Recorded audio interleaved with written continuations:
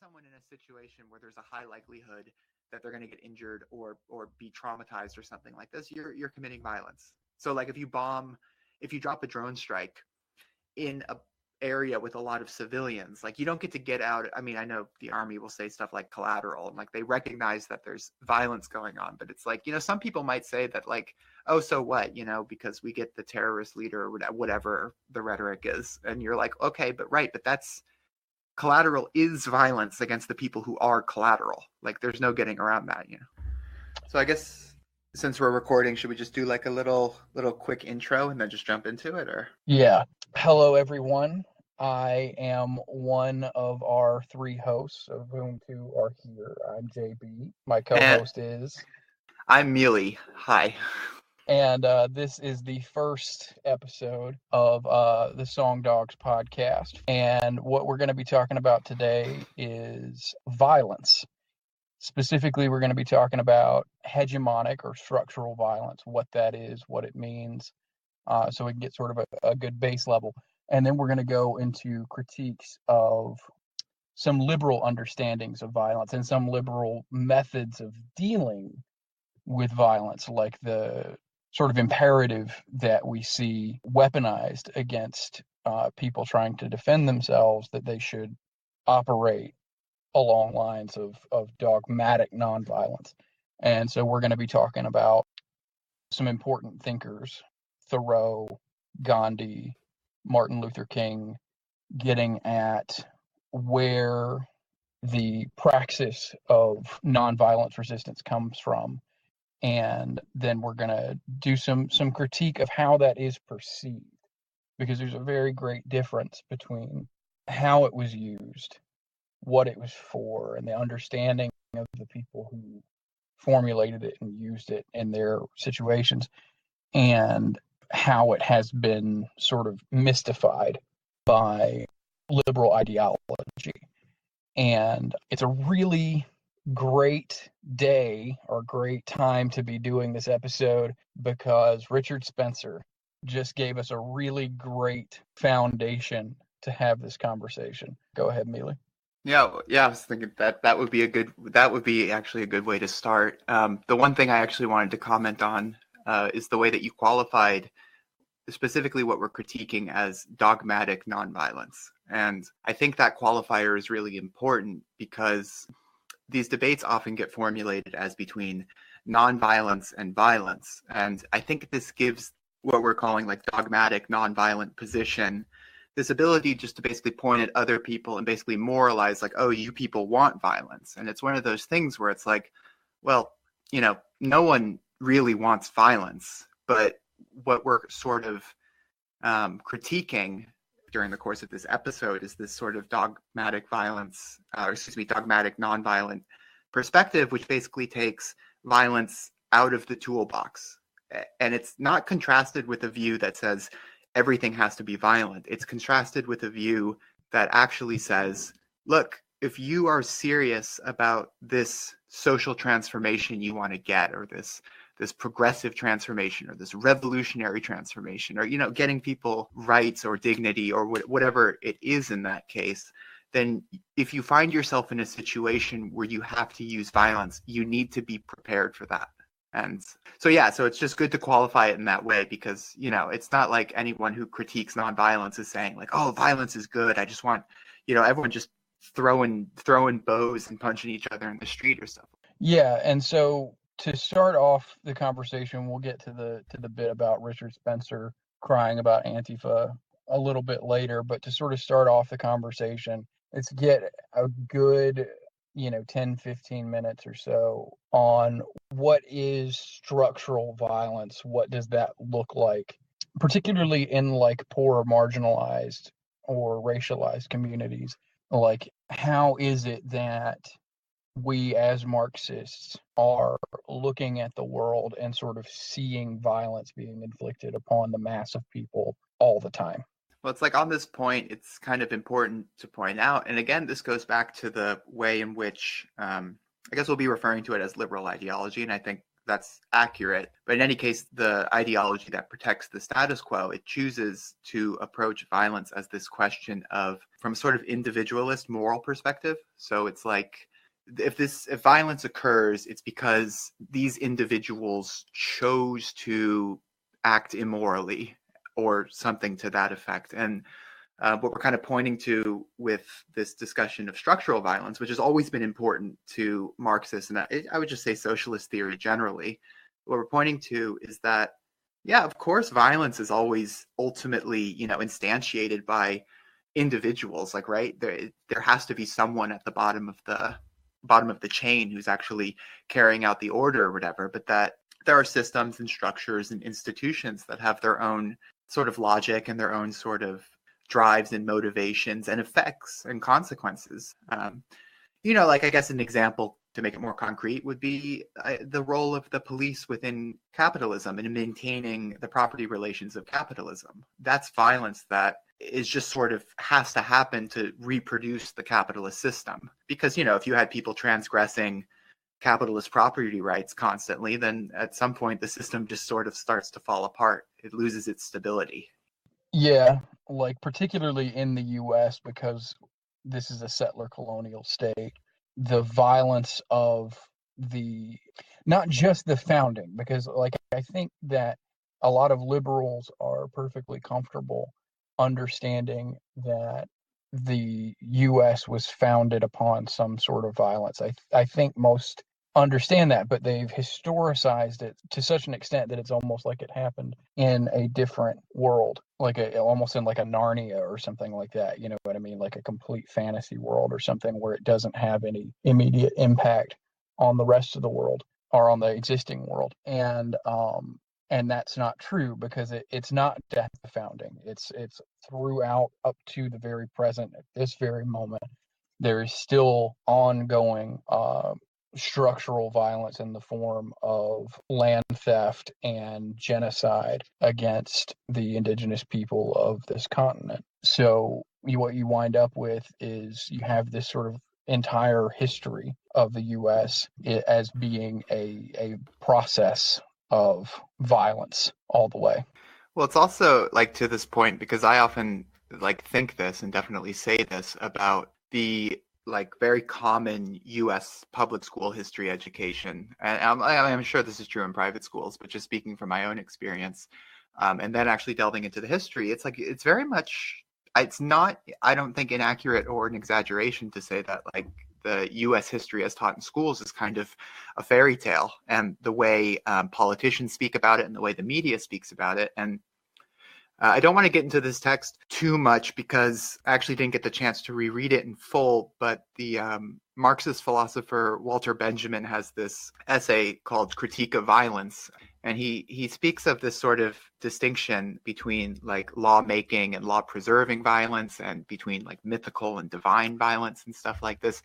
The reason I just thought of this concept, and the reason why I just kind of prefaced this with a throat clearing, because I don't want to say that this is what he means, because I'm not sure, like I said, because I didn't reread it, if I'm interpreting him correctly, but it just gave me the thought that this sort of violence of settler colonialism essentially creates this myth that, well, that the expansion of the U.S.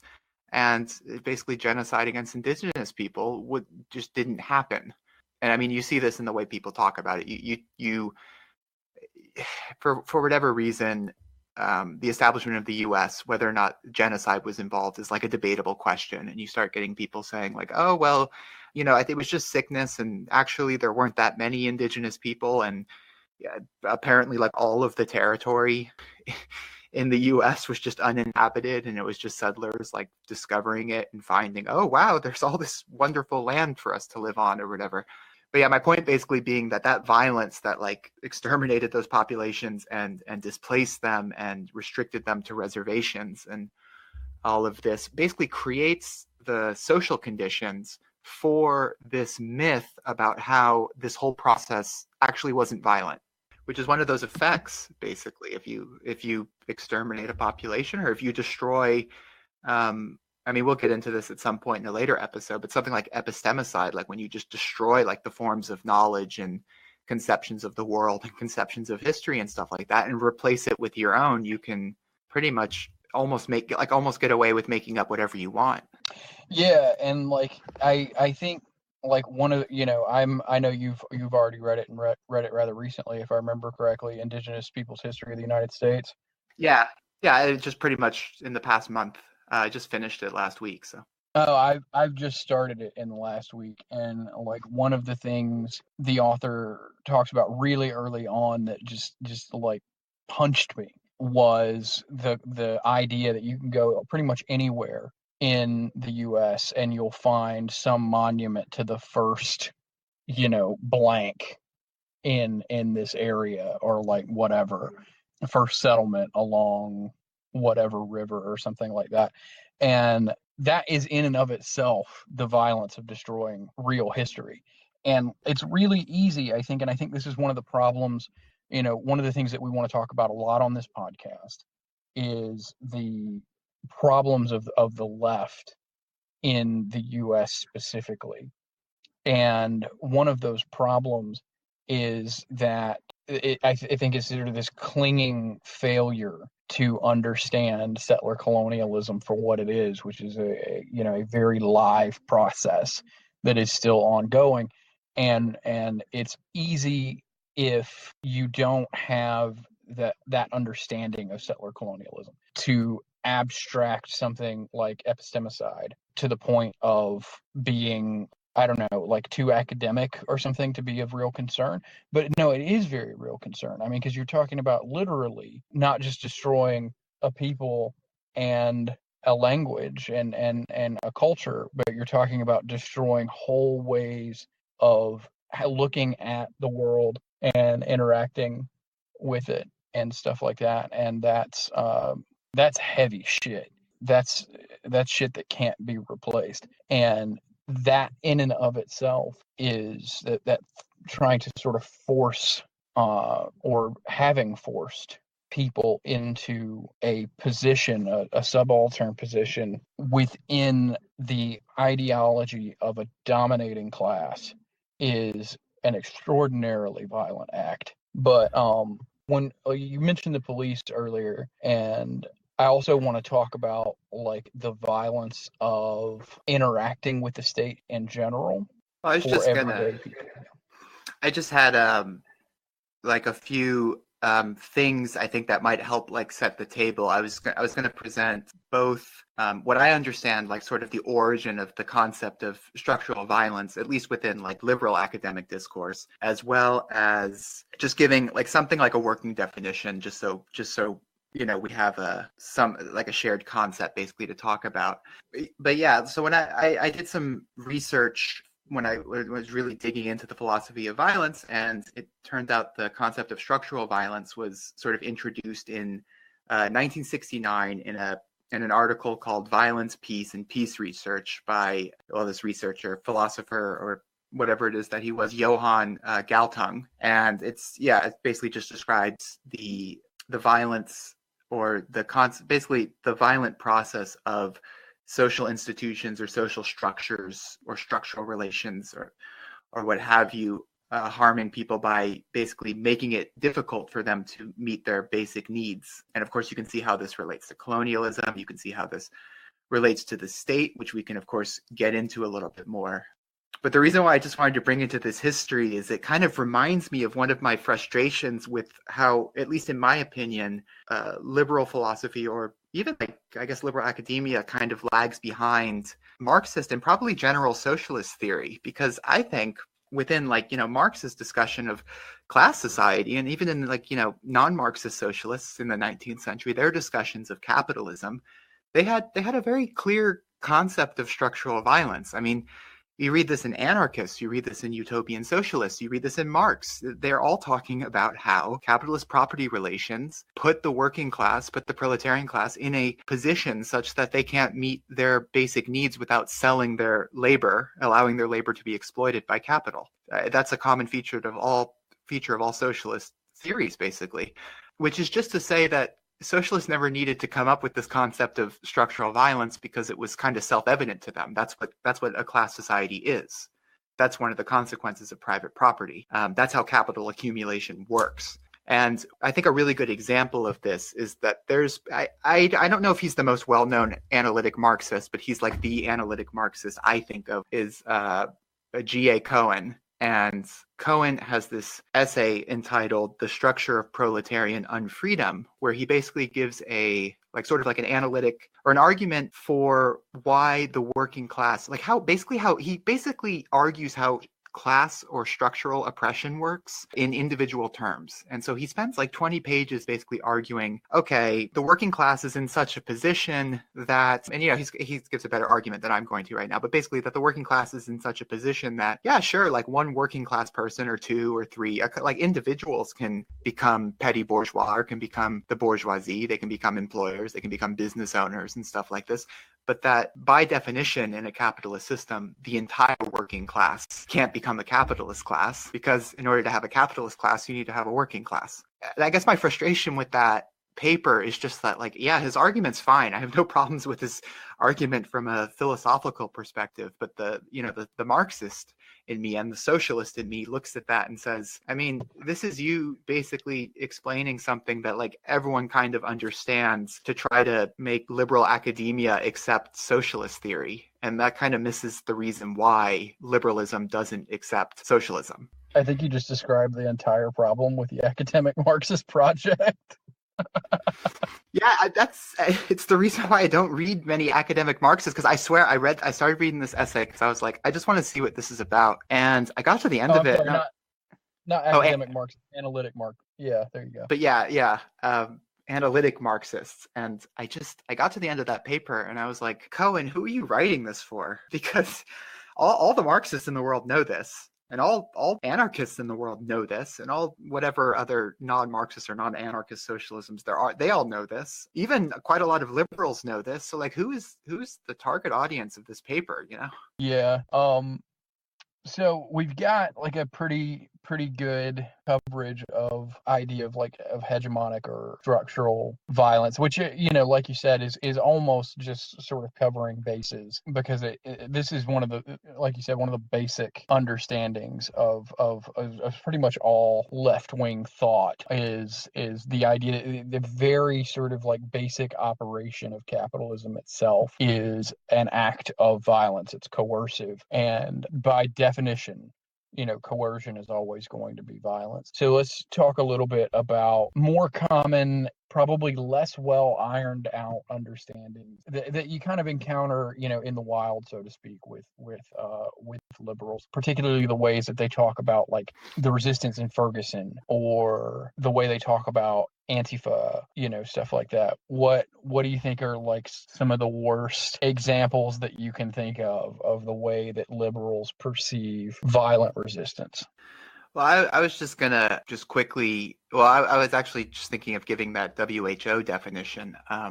But on this subject, I actually I don't have an example offhand, but I do have an example of what I think happens often in discourse around violence, is that violence is, because of its consequences as being like death or maldevelopment or psychological trauma or injury or deprivation or whatever else, it has this sort of, I wouldn't quite say inherent moral dimension, but like it is right on the border of morality, which is just to say that I think it's really important to have a concept of violence that is a non-moral definition, so that you can locate violence first, and then you can ask like the moral or the political questions about it. Because what happens is that often people don't keep that distinction, and there's a blurring together of the concept of violence and the concept of like bad things.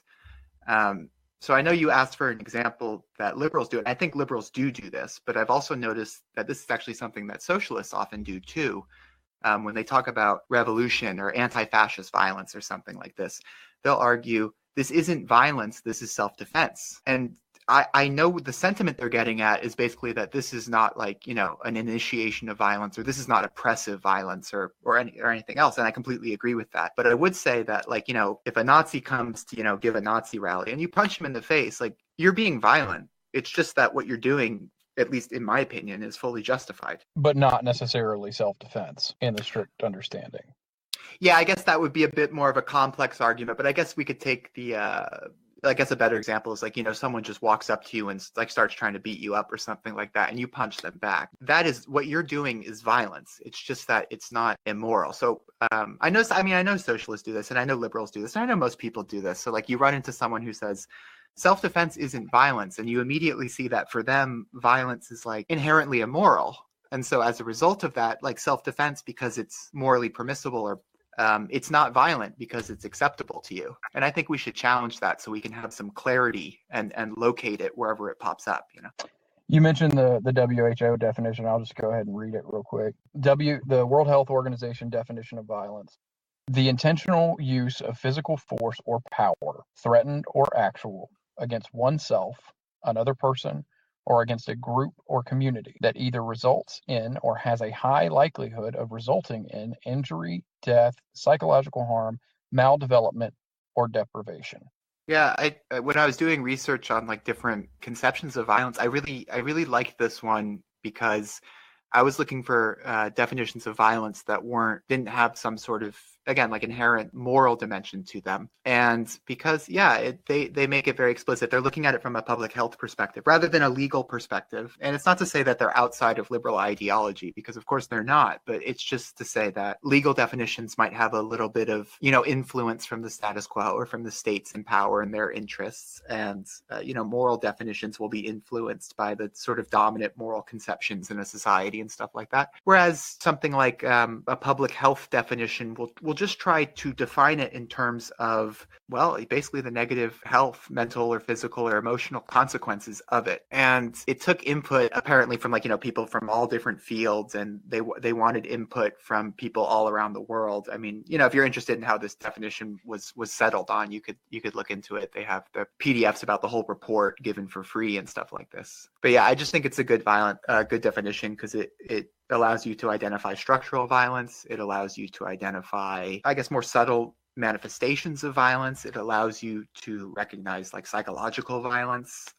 It even allows you to include threats, right? Because there are a lot of people who wouldn't consider a threat to be violent. And see, what I think is interesting about this, for example, and I guess I was just thinking we didn't actually set up to talk about this, but now that I think about this actually this is definitely worth talking about. But it's like catcalling on this definition is considered violent, and I think there's something to that, of course, in as far as it causes like psychological distress, and it certainly can. Yeah, I mean, like inherent anything like that is going to be the threat of anything inherent in that is going to be the threat of violence, like right off the bat. And because like when you were talking about like Nazis holding a rally or something like that, and you punch one of them when they're not physically threatening you, I don't know that it doesn't fit the definition of self-defense though, because I mean it doesn't fit the definition, like a liberal definition of self-defense, like a very common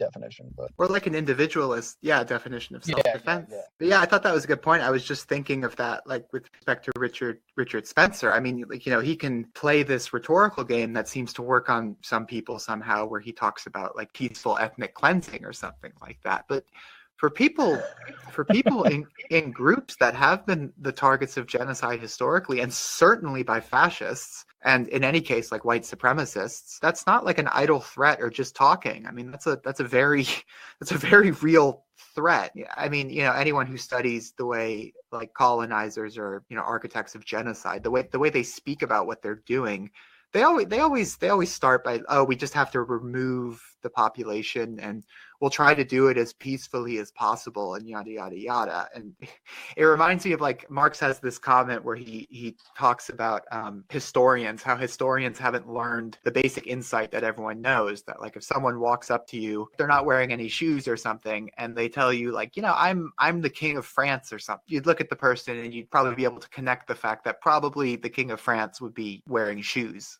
Probably nice shoes, but in any case, shoes nonetheless, or whatever. Which is to say that there's a difference between what someone says and what it actually does. And people who perpetrate ethnic cleansing never speak openly about what they're doing. They always come up with euphemisms for themselves and for everyone else. And it's just to say that like fascist speech, and certainly fascist speech at fascist rallies, is, it seems to me, a threatened, well, one, it's an exercise of power. It's meant to be a display of power and force and to intimidate certain communities, which on this definition that we've discussed is a form of violence, but also that it threatens implicitly a much greater level of violence in the future. But of course, if you look at this, from a liberal free marketplace of ideas perspective, free speech, then it can't be violent because it's just operating in this level of ideas and how ideas interact. I guess, of course, there's caveats, like things like hate speech, though. But just because I guess like liberalism has complexity and different takes on different things, whether it's in abstract philosophical discourse or in the actual way the legal system addresses things like hate speech or something like that's no problem to me. It's the fact that you do run into these arguments, I think, pretty commonly.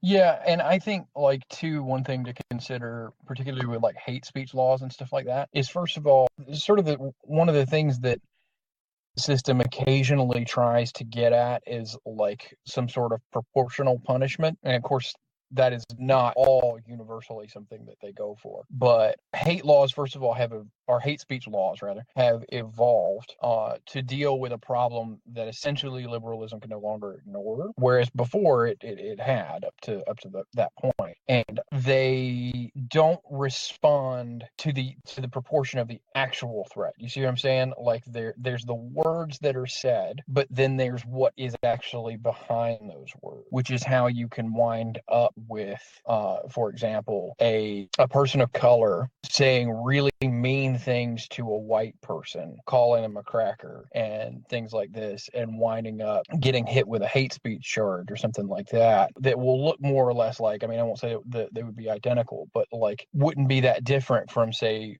Richard Spencer or some Nazi doing the same thing to a person of color, even though the power relation there is completely different. Do you see what I'm saying? Like the difference between the explicit threat and the implied threat. Yeah, it's like, well, I mean, it's the difference between like form and content, and this is the thing about, I guess, legal systems, or I mean, I don't know enough about I guess different legal systems or whatever, but it just seems to me how like liberal legal systems approach this question. They look for, the form, basically, like, oh, okay, it's one person using this term. It's like I'm not calling cracker a slur, but like using this term that has some sort of like, I don't know, charge to it or whatever that could hurt I don't know, a white person's feelings, or like, do you know what I mean?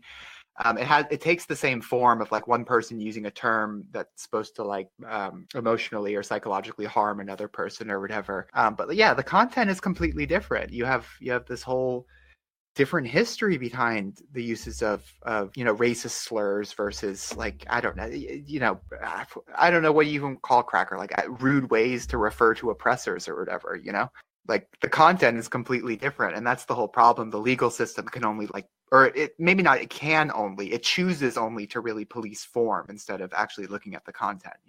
Very frequently, yeah, it does. I would argue that when they arrested the anti-fascist protesters at Donald Trump's inauguration, they were conveniently policing content, though, not form. And I think that's one of the places where completely well-meaning liberals very often, I think, wind up accidentally caping for like genuinely god-awful violence, right? Like the rhetoric around the Ferguson resistance in particular.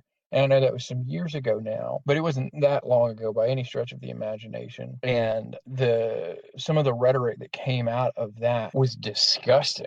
You know what I mean? Like, just like regular, news media and stuff, the way they talked about it was just absolutely heinous. What you had this community that had long been under the heel of a very, even for police departments, very like brutal and extractive, like monetarily extractive police department that was sort of just parasiting on them. And the kid was killed, and the cop gets off as they so often do. And of course, the community is angry, but the way that the state responds to that, didn't they bring in the National Guard? Am I remember that correctly? I think so, but I'm not sure, but I believe so. Yeah. It's almost more fucked up that I can't remember if they brought in the National Guard, because that's who it looked like was there. And it's completely believable that they didn't, and those were just regular cops in like Yeah. tanks and shit.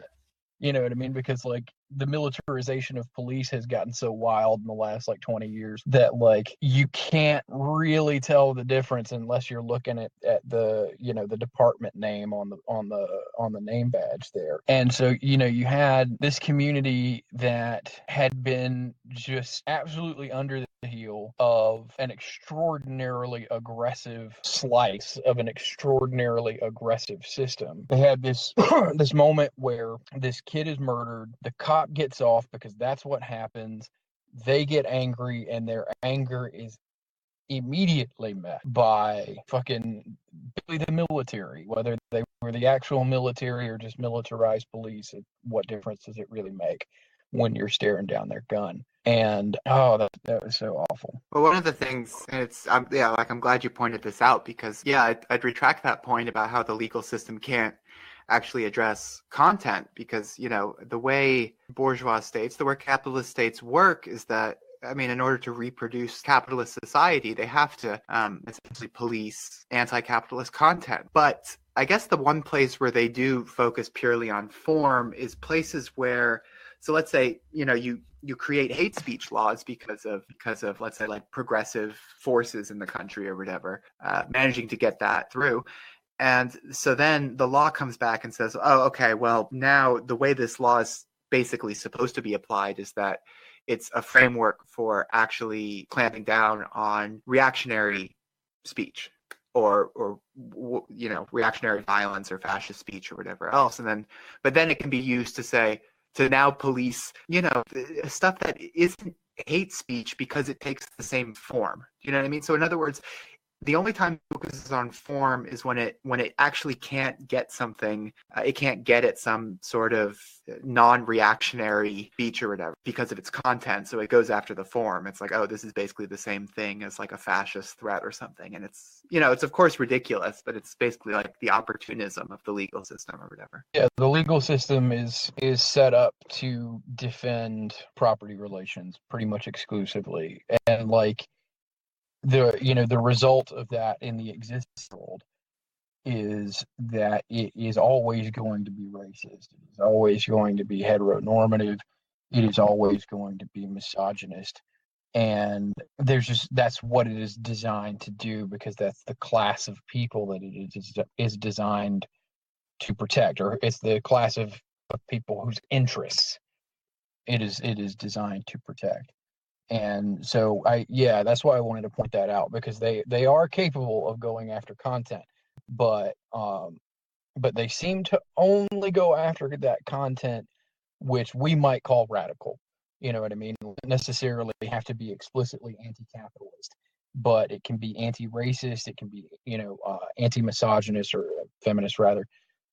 It can be any sort of like threat to the several pillars at the base of this society, and then it will go after content, and it'll use, you know, the same sort of language that it would use to prosecute, you know, the form of violence, if you will.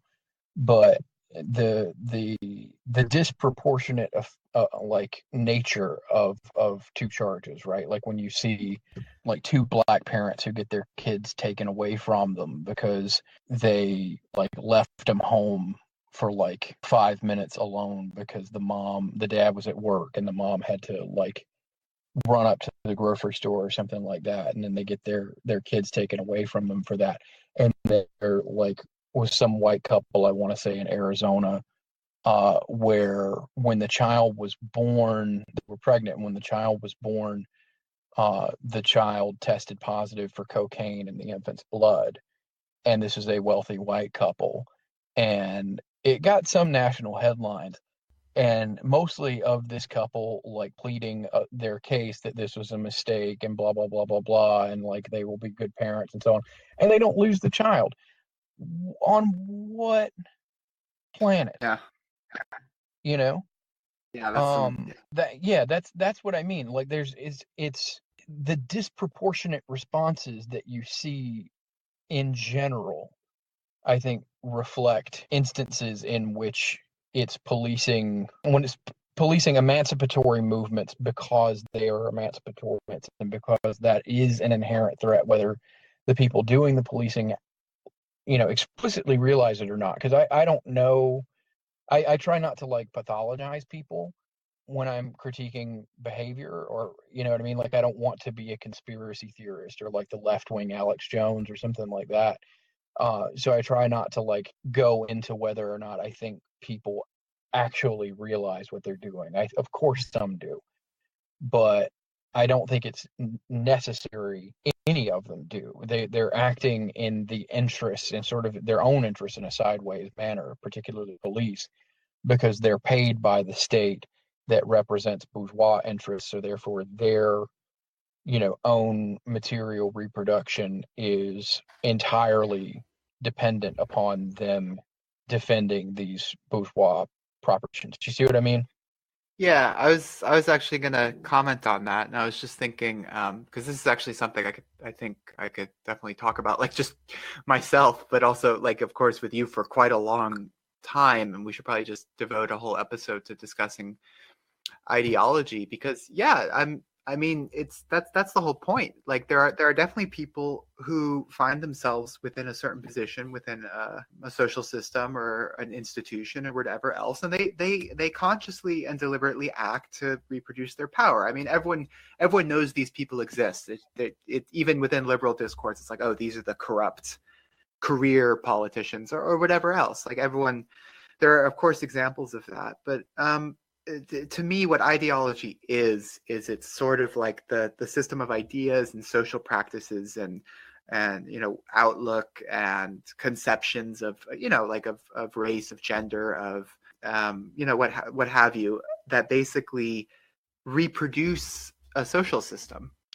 And yeah, the way that works is that very often, like most people probably truly believe what they're saying. I mean, like the way a legal system can clamp down on socialists, for example, without actually saying like, this legal system defends capitalist interests or something, is that, quite a lot of people in that society, or at the very least people who live relatively privileged lives where they don't see a lot of the negative outcomes that are produced by that society, or are shielded from them, like truly believe that, the far left and the far right are both equal threats to civil society. I mean, and there's a sense in which that's literally true. I mean, fascists really do want to tear down liberal democracy and just have a fascist dictatorship. And socialists really do want to overthrow liberal democracy because they really do want to overthrow capitalism. So yeah, that's definitely a good point, and that's something we should talk about more.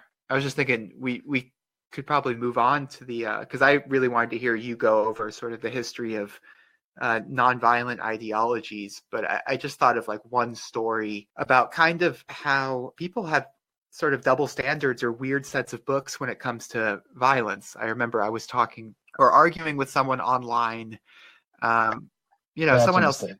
yeah, right. But someone else from the US, and we were basically arguing about North Korea. Basically, the thing I was arguing to them is that I just really want to challenge a lot of these, because with North Korea, people will just they just assert things, and that has to do with both without even getting into ideology and propaganda, it has to do. And I guess this is a consequence of ideology and propaganda, but the fact that like even like the BBC News and all of these respected news outlets have literally no standards when it comes to what they'll publish about the DPRK, and then sort of afterwards they'll release like very small like apologies or corrections or whatever. So we're going back and forth, and I was making this point to him. I was like, okay, so what specifically is so bad that would justify like a U.S. intervention or something like this? And they said, well, look, they have this terribly repressive state, and agents of the state are empowered, are killing civilians in the street, and they get away with this all the time. And so I asked them, I said, how is that any different than what goes on in the US with police officers and people of color? I don't remember what they said. I don't think they had a satisfactory answer, but I just thought it was funny because I had basically been pointing out to them, like, look, here are agents of the state executing civilians and getting away with it. And then I posed the question to them, so what justifies invading North Korea? What are they doing that's so evil? And they say, something is going on in North Korea that is exactly the same as something that's going on in the US. And then it's like, well, okay, can Mexico invade the US, I guess? Like, Yeah, no, and a liberal would look at that and they would call that whataboutism because that word has made a big comeback in the last year or so. But that's not whataboutism. What that's doing is that is making sure, because you were talking about ideology, and ideology is difficult to shake. Because I mean, I guarantee that person you were talking to probably called themselves a leftist, didn't they? Well, they probably called themselves on the left, but like of course, like even Democrats refer to themselves on the left. I mean, like Hillary Clinton refers to herself on the left. So if that person calls, either way, yeah, yeah, either way, I hear this kind of stuff about North Korea specifically because it's the topic du jour from like supposed leftists all the time, not necessarily arguing for U.S. intervention, but certainly not arguing against it. And the point is not to be whataboutist. The point is to make sure that you're applying this standard universally. Like if we assume for a moment that North Korea has agents of the state killing people in the streets and getting away with it, and that is your justification for either advocating U.S. intervention or not advocating against U.S. intervention or just being angry online, whatever your thing is, are you being careful there? Because like you said, that is exactly what's happening here. And I don't think most people would be cool with, like, say, China saying, you know what, fuck that totalitarian government in the U.S., we're going to invade. But I mean, fuck the totalitarian government in the U.S., but you know what I'm saying. Yeah, but like it's the whole thing is that these liberals who would be very critical of these things that the U.S. state was doing, if some other state like started beating the war drums, and of course this assumes that there's like some other country that could make a comparable threat to the type of threat like the U.S. makes to a state like North Korea or something like this, they would say, I guarantee these progressive liberals who hate Trump would all circle around the flag and be like, we have to protect the US or whatever. And it's like, why is it so hard to believe that the people who are being threatened in this way as well in other countries might not do the same thing? And I guess just a quick point, because I know I've talked to about this with you and probably like a lot of people or whatever, but it's, you look at these sort of arguments, people familiar with like new atheism, like Sam Harris, Richard Dawkins, and all of these folks, Christopher Hitchens, all these folks, they make this. So the only two people basically who treat religious texts as 100% literally true are basically fundamentalists and new atheists. Whereas like everyone else allows for there to be contradictions of interpretation and all sorts of other things. And I feel like this also applies to discussing socialism. And if I can just suspend for a second the question of whether North Korea is socialist for a second. It's just basically that what you see is, at least for me, I don't expect any society that's had a revolution or had a national liberation movement or an anti-colonial movement or anything like this. I don't expect these societies to be perfect. I don't. I just think that it's probably better for like, the average person than being under like the domination of another country or something like this. And I don't think most people think about the world that way. They don't think it has to be perfect. However, it seems to me that quite a lot of people who are very critical of socialism or anything they perceive as being socialist hold it up to utopian standards, that it has to be perfect. There have to be no prisons. There has to be no homelessness. There has to be no unemployment. There has to be no, there has to be no social problems, basically. So that's the standard that a lot of anti-communists hold any state that they perceive or claim to be socialist to, and then criticize it from. And then you get a few like dogmatic, and I think it's a smaller group of people than most people think, but you get a few like sort of dogmatic people on the socialist side, I guess, who basically like, it really is perfect in like all of these states, which is, equally as, come on. Or you'll get those socialists who will look at it and see the imperfections and be like, yeah, you're right, that's not socialism. It's a complete waste of time, and I don't know what to do with that. I think we could do it. That's another whole episode we could do on like understanding, building a better society as being a process that is better, not is perfect. And it almost sounds like sometimes critiques from anti-communist liberals in particular are arguing that if it's not perfect, then it's not worth fighting for. And Lord have mercy, you know what I mean? Like then what are you here arguing in favor of like a liberal democracy for? You know what I mean? Because that shit ain't perfect. Anyway, we'll go on into the discussion about the history of nonviolence, which it isn't going to be very long. I'm just going to like brief overview so that we can kind of launch into the problems of like the dogmatic version of that. But basically, at least in the US, this is, very sort of like, it's not confined to the US because it includes Gandhi and some other thinkers. But like I'm going to start with Thoreau because Thoreau was sort of the inspiration for most of the like nonviolence movements with which we are most familiar. And he's another figure actually that not as thoroughly as somebody like King or Gandhi, but to a certain extent, to the extent in which he's colloquially remembered, has been a bit over sanitized. Like Thoreau thought, for example, John Brown was a hero, and John Brown was, of course, not nonviolent. But Thoreau basically he had this idea of non-participation or non-cooperation, and he was kind of in a way very anarchist-like. I don't think he ever referred to himself in those terms, but he's sort of a figure that to me is rather like Tolstoy, in that he had this sort of quasi-anarchist understanding of what the good life is, and or a life, well lived, or a moral life, or whatever. And he went so far as to say essentially that we're not going to pay taxes, right? We're not going to pay taxes in support of this government to execute the violence that this government is executing. So he did not advocate violent overthrow of the government himself, but he did allow for the idea of justified revolutionary violence. And anyway, we had this, very long book on the subject, and it was very inspirational to Gandhi, and it was very inspirational to King. Gandhi sort of took this idea and applied it to the liberation movement in India. It was not the only thing going on at the time, which I think is something that's missing from sort of broader liberal discourse about the independence of India.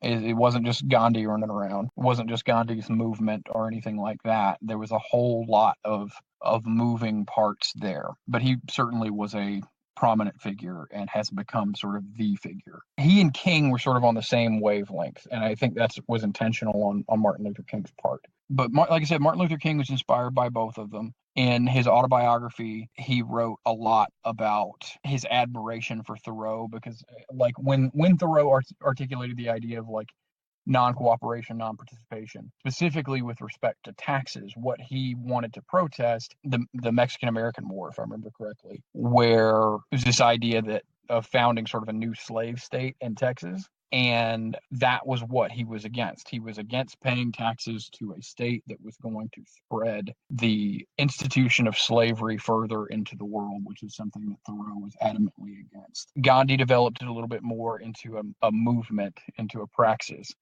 And then Martin Luther King took that and developed that into a praxis back here in the US. That's really like, unless you want to, I know you had a quote from a letter from the Birmingham jail. If you want to read that, feel free.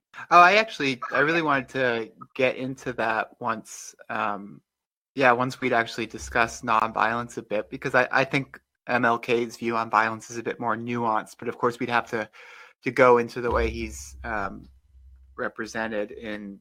Yeah, and I feel like this particular past MLK Day was actually, and this may just be because like I've really buried myself down into like a left-wing echo chamber, But I feel like I saw a lot more discussion of King the Man rather than King the Symbol this year than I have in years previous in even like sort of some mainstream sources. But for at least my entire life, which has been 30 plus years, King has been sort of set up as this kind of portrait of a man who was dogmatically dedicated to peace, and who was in that sort of like horseshoe theory model of politics, was like right in that perfect balanced center where all things are supposed to be good. And he's thrown in the face of emancipatory movements, particularly emancipatory movements by Black Americans, a lot,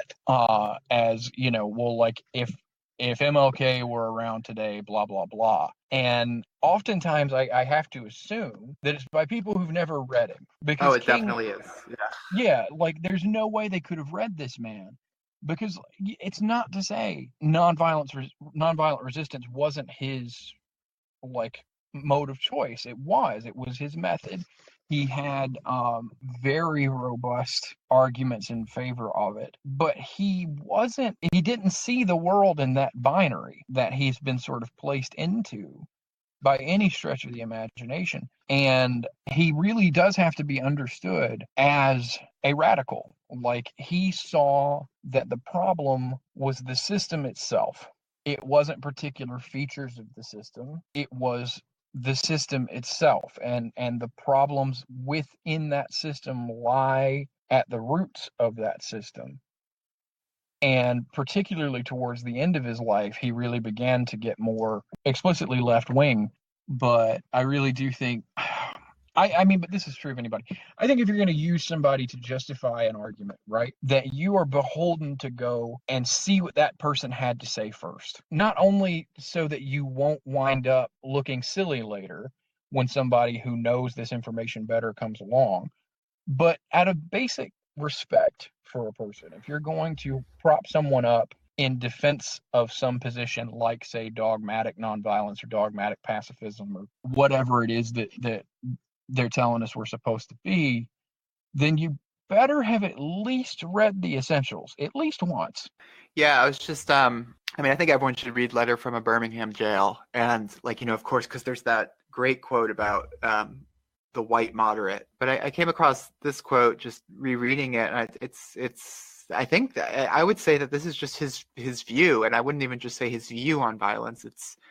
I'll read it because he basically explains it. He says, if his being like a singular personification of people of color or of Black Americans, he says, if his repressed emotions are not released in nonviolent ways, they will seek expression through violence.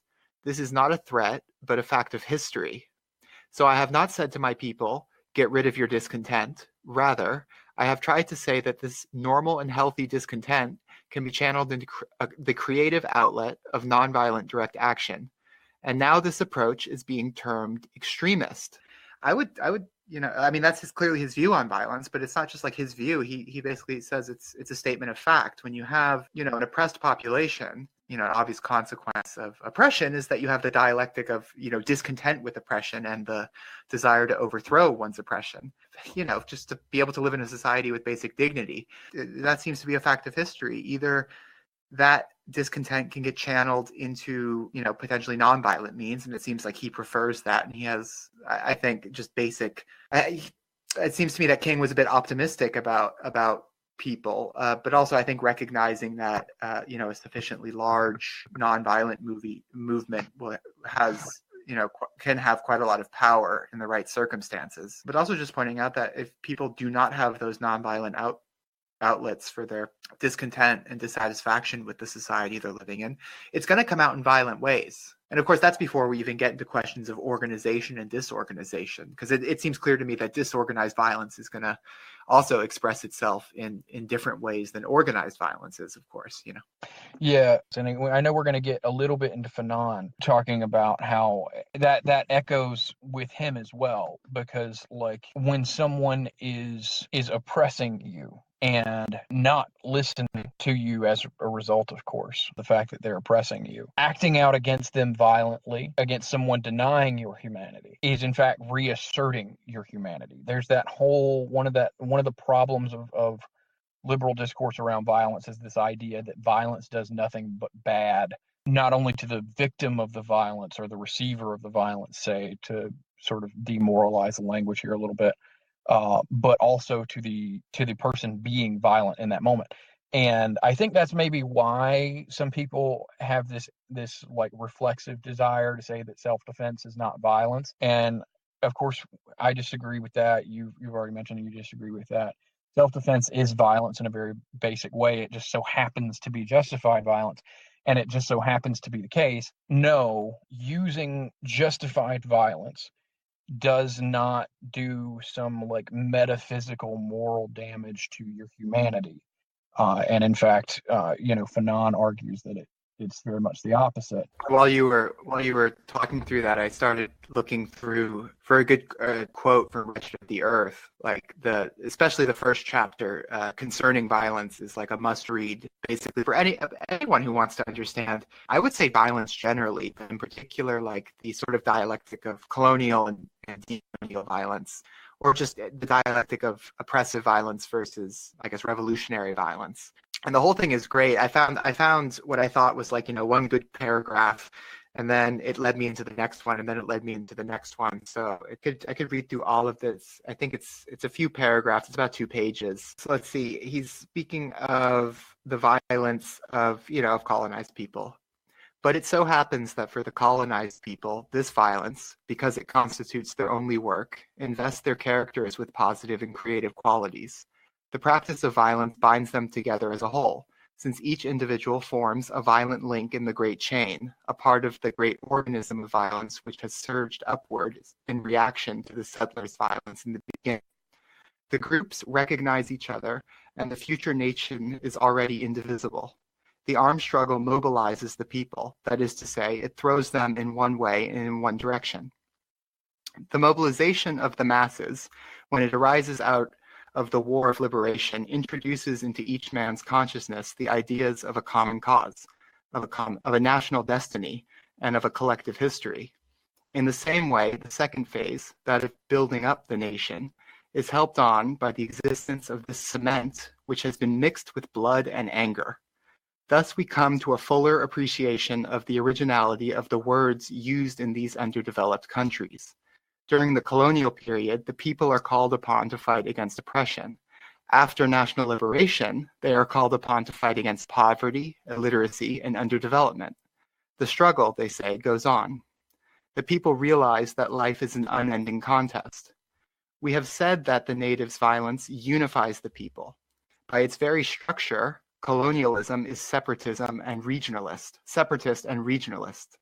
Colonialism does not simply state the existence of tribes, it also reinforces it and separates them.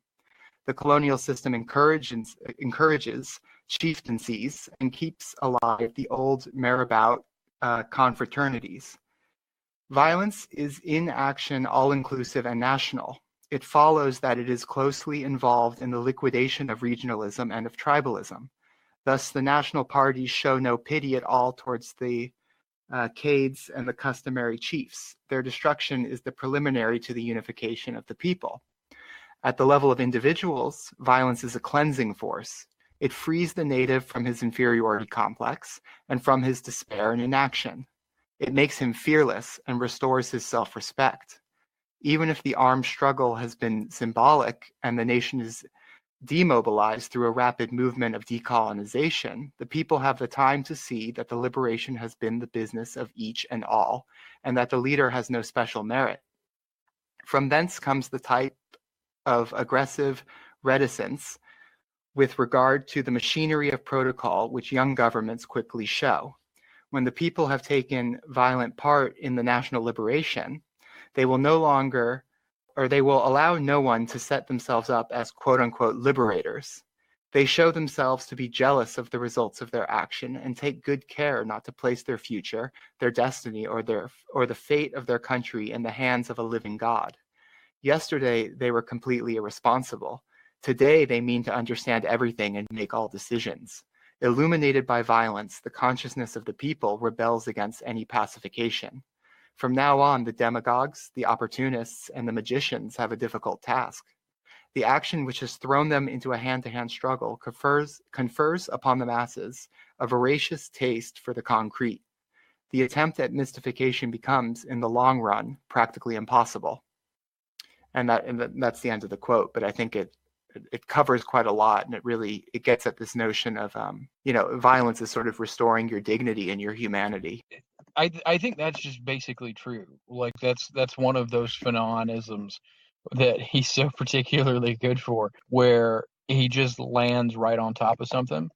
I really can't wait for next week's episode, because that's going to be such a good one. But like that's not the argument that and nowhere does King articulate this kind of argument, but they're at least touching on the same thing in the fact that in the absence of the ability to address their grievances in a constructive way within an existing system, people will act violently and are justified in doing so, I would argue. Like, it doesn't fit that individualist notion of self-defense, but I do think it fits what I would call a Marxist, but it's not just Marxists that have this idea, a argument of self-defense within collective power relations, that they do so. And I would argue that the problem with a nonviolent resistance movement, particularly within a capitalist metropolitan country like the U.S., is that there are no, or few, particularly in the U.S., I would say none, but in some places maybe there are some things. There are very few ways for people to substantively address their grievances with the state and with capital itself. And so that, what you wind up with out of the civil rights movement, you get the Voting Act and things like that, which have just recently been gutted because essentially enough time has passed that is possible. And what that gets right down to is the necessity of radical transformation of the society in which we live. And there's no particular method.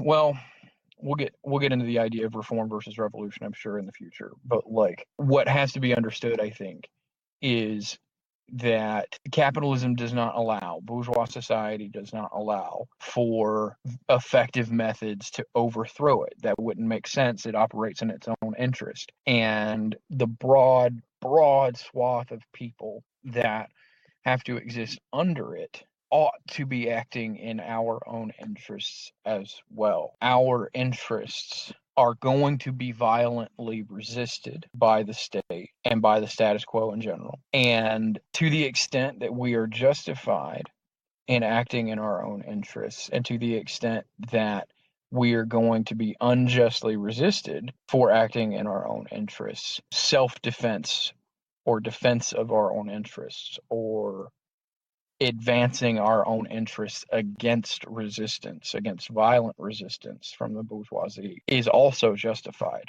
Well, it's also like right here, you also can see how you can kind of, from a socialist perspective, like approach this whole question of violence, I would say, from a moral and from like a non-moral perspective. So the moral perspective would be like, it would be something like what you were just saying, the sort of like the that like our ends are just, or something to this effect, and that therefore it would be just to violently struggle to achieve them or whatever. But I was also just thinking, and again, I've told you before, my background in philosophy is moral philosophy, so I always think about things in moral terms, which I recognize that's shaky ground for a Marxist to walk on. Been okay thus far, but I'm ready to get like pounded one day. I was just gonna say, like, I have no problems with formulating it in that way, because the argument ends up reaching the same conclusion. I would just say that the non-moral way of approaching it, and I think this is Marx's point, or at least the point of identifying the sort of the dialectics within capitalism that reproduce it, basically, is that, look, there's going to be class struggle, and there are going to be, like, if we even suspend for a second the question of whether or not class struggle is inherently violent, and I think it is, but we can suspend that for a second. It will manifest at some times and in some places and under certain conditions in violence, whether it's repression of strikes by the police or private little corporate paramilitary, whatever they are, militias or armies or whatever they are, violent revolutionary uprisings, riots, even I was just going to say like destruction of property within factories, like, the Luddites. But so in any case, I guess my main point is that as long as you have capitalist social relations, you're going to have this class struggle going on. And it seems to me that you can either support the capitalist class whose interests are to reproduce that relationship. In other words, to reproduce the conditions of that violent struggle. Or you can support the working class within that dialectic, or the people who are oppressed. So basically, you can either support oppressors who reproduce the conditions of oppression and of the violent struggle between oppressors and the oppressed, or you can support the oppressed whose victory would not create a utopia, but would at the very least get us out of this, never-ending cycle, this dialectic between oppressor violence and violence of the oppressed in response. Right. Well, we're coming up on a little over an hour now. So if you've got any thoughts, like concluding thoughts, you want to make sure we get in there.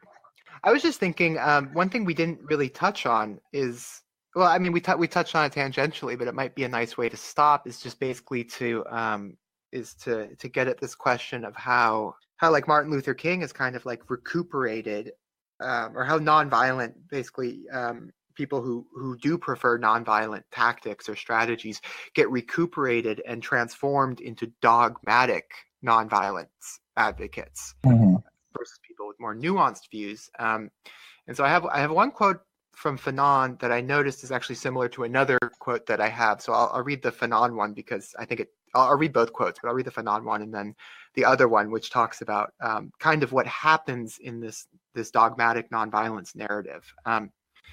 So Fanon, just speaking of the violence of decolonization, says, "The naked truth of decolonization evokes for us the searing bullets and blood-stained knives which emanate from it.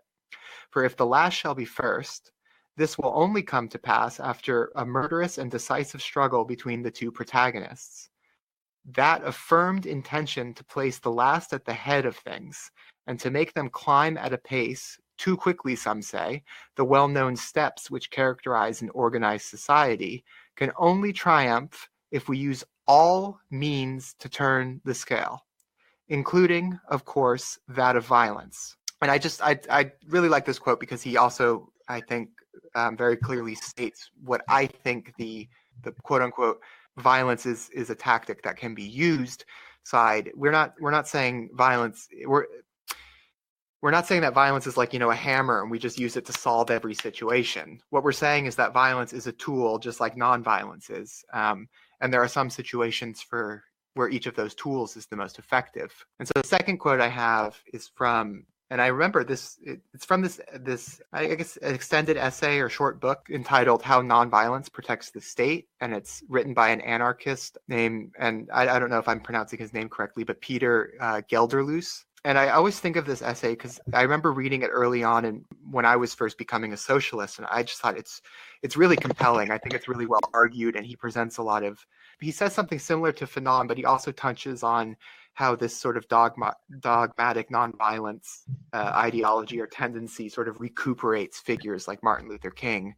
"There is a pattern to the historical manipulation and whitewashing evident in every single victory claimed by nonviolent activists. The pacifist position requires that success must be attributable to pacifist tactics and pacifist tactics alone, whereas the rest of us believe that change comes from the whole spectrum of tactics present in any revolutionary situation, provided they are deployed effectively. Because no major social conflict exhibits a uniformity of tactics and ideologies, which is to say that all such conflicts exhibit pacifist tactics and decidedly non-pacifist tactics, pacifists have to erase the history that disagrees with them, or alternatively, blame their failures on the contemporary presence of violent struggle. And this quote actually has a citation where Gelderloos tells this story of being at an anarchist conference with a pacifist panelist. And the pacifist panelists apparently, like, at first held up like Martin Luther King, the civil rights movement, and Martin Luther King's nonviolence. And then through discussion, apparently, that person was forced to admit that the civil rights movement didn't achieve all of its ends ultimately. So then that panelist pivoted to then arguing, well, the reason why the civil rights movement didn't achieve all of its ends is because of the people who weren't being nonviolent. So I thought that was just an interesting point. Yeah, no, that was good. But I just remembered something else that we said we were going to touch on that I think would make a really good ending. Old Richard Spencer. Right. Great. Good old Dick. Dick Spencer. Yeah, good old Dick Spencer. Great argument for violent direct action when it's necessary and well applied. Antifa done made him quit. Young man quit. Yeah, he's not young. He's in like his 40s. True story. Yeah, he's older than me. I actually didn't realize he was in his 40s. Yeah, he might not be quite in his 40s yet, but he's several years older than me. Well, I was just thinking he was like, while we're just like joking of the absurdity of like white supremacists. The reason why I think I thought he was in his like late 30s is because I think him and what's his name, Stephen Miller, were at the same university at the same time. I don't think they're in the same class, but in any case, they're within like 4 years of each other. The reason why I mentioned that is because, Stephen Miller is like, I don't know that guy, like, distancing himself from Richard Spencer. And Richard Spencer's just like, yeah, we were friends in college. And, not that it matters because everyone knows Stephen Miller's a white supremacist. But yeah, like it's not, he doesn't even really hide it that well. A really good article, like a surprisingly good article. Who wrote this, Meali? Natasha Leonard wrote an article for The Intercept called "Is Antifa Counterproductive? White nationalist Richard Spencer would beg to differ." It's a really good article because it like this is, I'm fairly certain, a liberal journalist, yeah? Certainly a liberal publication, sort of really looking at the situation in which, Antifa made the guy quit because according to him, it's not fun anymore. The fact that he thought this was fun, if that's not an argument that the guy needs to be punched in the face, then I don't know what the fuck is. But actually, it's like, strangely enough, I think we can use some of the theorization that some of the ideas we just got from Fanon to actually explain this, because liberals really don't understand like the sort of draw of fascism or whatever. But as we said before, violence can be it can have this creative effect and this empowering effect and all of this stuff. And like, one of the things that draws in, fascist sort of foot soldiers is they know at some level that they're basically privileged and that they're somewhat, protected by the sort of dominant institutions in society.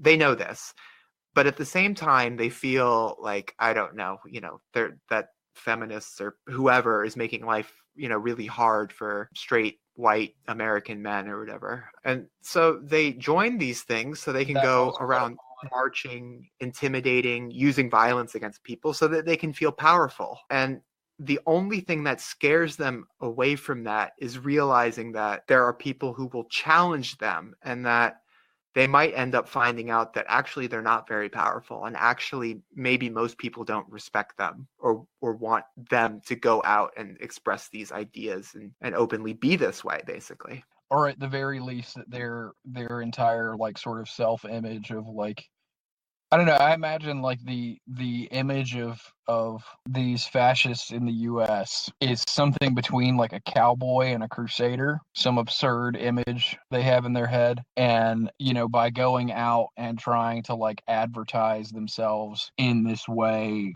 threatening people inherently as they're doing, is going to cost them that image of themselves. And particularly in the age of, like smartphones and shit like that, it's going to cost them that image of themselves, and it's going to cost them that image of themselves plastered all over the internet for the whole damn world to see.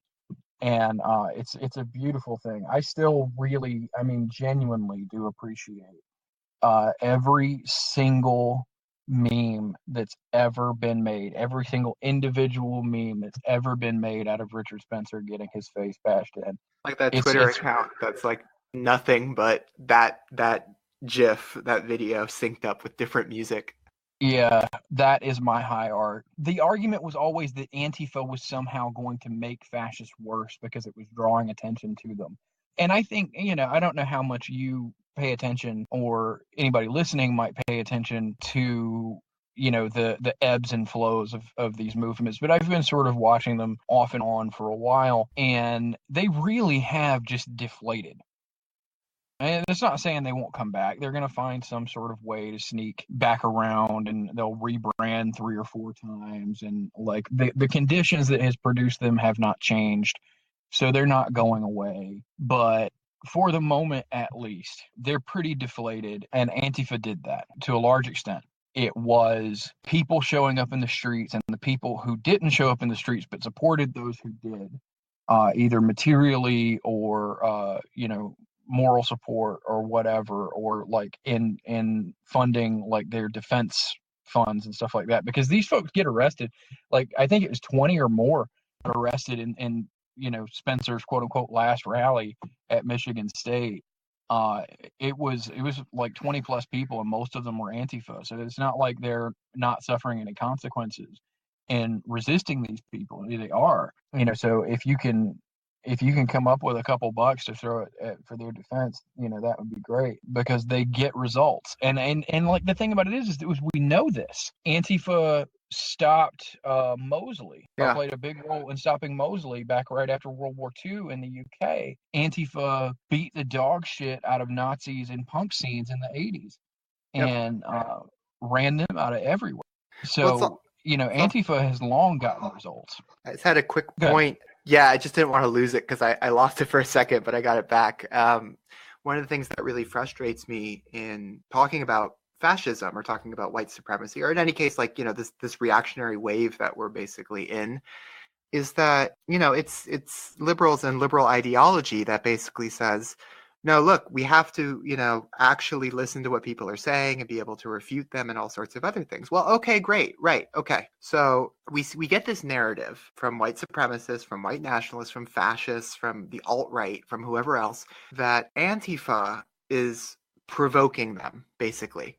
And then, liberals start talking about this. I mean, Chomsky, like even Chomsky makes this argument that Antifa is provoking like fascist violence. And it's one of those things where it's like, if you actually study fascist and reactionary movements, like we can know that we can dismiss that their violence is in any way provoked by the thing that they claim is provoking it, and B, the opposition to them. Like we can discard that. I mean, like look at Mussolini. I mean, he was obsessed with birth rates, and he thought that higher birth rates in like African colonies, for example, a threat to Italy, and that their sort of like militarization or whatever was to fight this coming, like, I don't know, race war or whatever on the basis of the aggression of higher birth rates in some parts of the world. And if you look at like Nazis, I mean, Nazis were literally claiming through the 30s and up and through the war, it was Jewish people who were aggressing onto them, and that they had to act in self-defense. And Nazis come today and they say, look, if we're being violent, it's because Antifa is provoking us. Okay, fine. Yeah, they're going to say that. They always say that. They say that some sort of target of their eventual violence has provoked them and that they're acting in self-defense. But it seems to me that it's on liberals to look at that and say, okay, that's never been true historically, and it's certainly not true now. You can't argue with fascists. They're not going to argue in good faith. They're not going to present you, themselves, or the subject of the argument accurately. It's not a part of their present mode of operation or their historical one. They're there to create uncertainty. They're there to create and exacerbate existing anger in defense of the absolute worst version of the status quo. It's like you said, you mentioned before, like on some level, all of these people the sort of like quote unquote foot soldiers of the alt-right or whatever, they know they exist in like a sort of privileged position in society. They're all white men for the most part. A lot of them comes from like middle class to upper middle class or above. The only thing they're kind of looking at that's actually any sort of inconvenience to them in the future is the possibility of downward mobility. But basically, they understand they are in this sort of very privileged position, and they are using that fact to act violently against people who are not in pursuit of those goals. They're not going to argue in good faith. You cannot debate them down. And if you debate them in the sort of like, the spectacle debate, right, where the idea is to show the poverty of their arguments, or the inherent evil of their designs on the world or whatever, you're not doing anything, right? Because either people are going to reject that categorically, or they're going to appeal to a wider audience and grow. And, fascists have never needed a majority of the population in order to seize power. That has never, to my knowledge, anywhere happened. They have always gotten up to a certain threshold where they can enter into the power structure legally and begin doing what they want. Because like Hitler and Mussolini both ended up in their positions through legal means. I mean, I know the March on Rome was like a show of force, but like the king still made him the prime minister. No, the king refused to call in the state to crush them, and so the prime minister left, and then the king appointed Mussolini or whatever. Yeah, we probably do need to go ahead and wrap up, though. I have a nice finishing. It ties in both to the Richard Spencer point and into like what we'll be discussing next week, which is just that, like, I'm very much of the view that fascist ideology, it's anti-rational. It's like, cobbled together from all sorts of different influences. It's like emotionally driven and, all sorts of other things. But that's not to say that there are some things that fascists argue that have some understanding of some things that I think is actually better than the sort of centrist liberal perspective. Like, for example, in these discourses of violence, but also these, arguments of propaganda and of narratives between Antifa and fascists, it turns out that the far left and the far right both had the correct assessment of Antifa and how it affects like fascist organization. It was the centrist liberals who completely missed this point. And it reminds me of like some of these conversations, and this is what makes me uncomfortable sometimes on the internet, is people on like, the far right, like fascists, and then on the far left, like anti-fascists, communists, socialists. They kind of, when these sort of polarizing historical events happen, they see each other clearly through the ideology. They know that as long as liberal democracy is stable, like there's not going to be a complete like, break in the fabric of like, liberal peace, quote unquote, but break in the fabric where all of a sudden violence breaks out. But like they see that potentiality always there. Whereas liberals are like, no, liberal democracy can keep both of these forces in check and stuff like this. And since they both see each other clearly, there's certain ways in which things that they recognize about that situation that liberals don't. So an example is how anti-fascist violence affects fascist organizing, for example, where, if you listen to Richard Spencer, he's like, this makes it impossible for us to do this. It's no longer fun or whatever. And if you listen to anti-fascists and socialists and communists, they were always saying this is what it does. And I think another good example of this, though, is if you look at U.S. history, because, progressives, socialists, communists, they argue correctly that the U.S. was a settler colonial state.